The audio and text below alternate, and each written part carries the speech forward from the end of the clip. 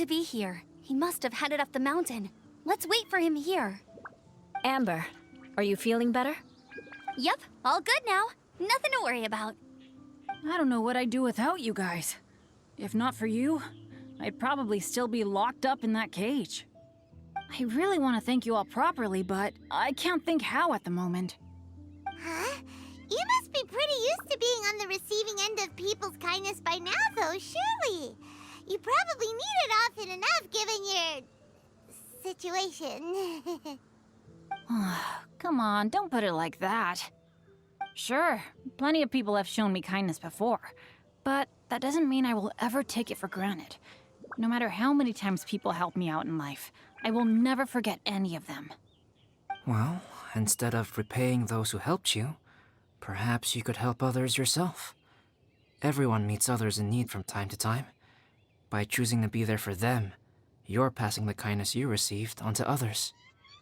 Yep, you're right. That's what I've always tried to do, and will always continue to do. Right. And when Cyrus gets back, I'll find some way to help him out too. This has been quite an eventful day. Yeah, it has. It's really hit me how tired I am now that I've started to relax. I need to rest.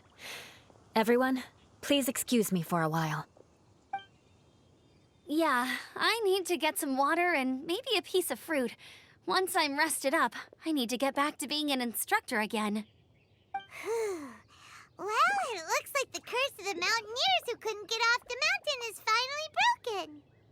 Feels like an action-packed chapter has come to a close. Shall we find somewhere to rest and chat too? Why not? Then, please, come with me. You sensed something too, didn't you? Then let's go. Huh? Are you going back to your camp again? Paimon thought maybe we could talk here. Okay. Might as well come with you. Good. Shall we set off right away?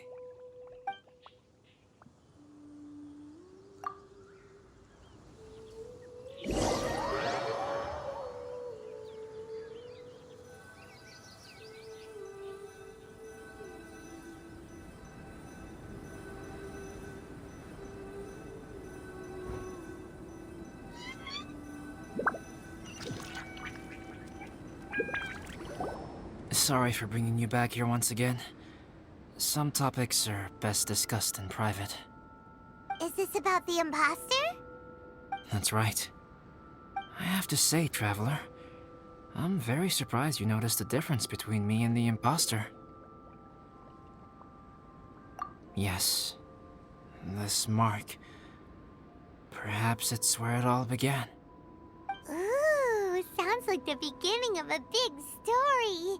Keep going. Well, I can't deny that what I'm about to say does sound like something from a children's storybook. So, what do you think this diamond-shaped mark means? A tattoo? A crest? Something else? No. Consider it a birthmark. Have you ever seen an intricate glass ornament and wondered how it was made? Well, one method for crafting with glass is a technique known as glass blowing. Glass blowing is not a widely known art in Teyvat. For this reason, glassware made in this way is usually very expensive. As the name implies, glass blowing involves blowing air into a hole, much like blowing up a balloon. This type of glassware is known for having a pontil mark at the point where the blowpipe was inserted, where the hole was sealed at the very end. This mark is a sign that the item was crafted by a human hand. Sounds kind of amazing. It is a wondrous and beautiful art form. Alice says that these marks are seen as proof of the maker's fine handiwork, the only flaw in an otherwise perfect work of art. My mark is something similar to this. The difference between synthetic and natural life lies in the directional flow of the life force. The energy of a natural life form flows out from within. That's why flower buds bloom and curled leaves unfold. And it's the very reason we watch and wonder at blossoming flowers. Creating life artificially, on the other hand, involves, to a certain extent, the introduction of an external source of energy into the embryonic life form. When the hole where the life force was infused is sealed at the end, it leaves a mark not dissimilar to the pontal mark in blown glasswares.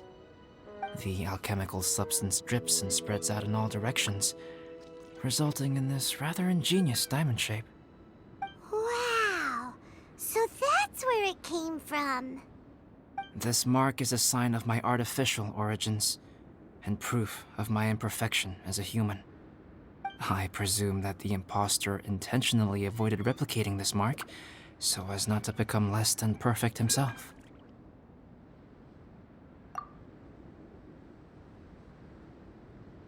You are fundamentally different from other people. I have few qualms about sharing my secrets with you. Just as Paimon said, it all sounds like a story. Even if you were to tell anyone else, they would regard it as nothing more than a tall tale. The transcendent and miraculous are not the only things to which human beings aspire. They pursue the everyday, the ordinary, to a far greater extent than I would have ever imagined. People like to believe that those who are thoroughly different from themselves could only ever exist in stories. It makes things much easier.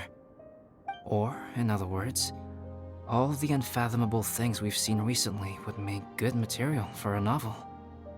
I have friends who write novels. If they wrote this story, it'd probably be even more complex. Making up stories is easy. Even Paimon can do that. Oh. I didn't know you had that kind of talent. Paimon's the best guide into that. Making up stories is a piece of cake. In that case, how about we have a storytelling contest? We can base our stories on the events of the last few days. Sounds great! But we still have to help out the Adventurers Guild. I understand. Creativity is something that cannot be rushed. Take your time, and come back when you have found some inspiration. We'll see whose story is more compelling. Deal! Okay, we'll regroup with the Adventurers Guild for now. Sure.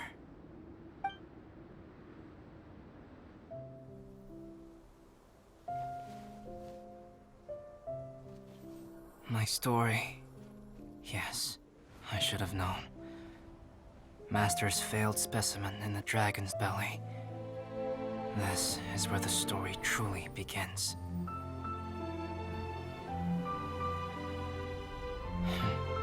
If we switched places, if you were the survivor,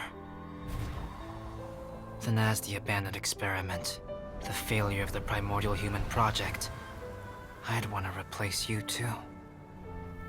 I would replicate your appearance, study your alchemy, and create miraculous life forms to divert your attention.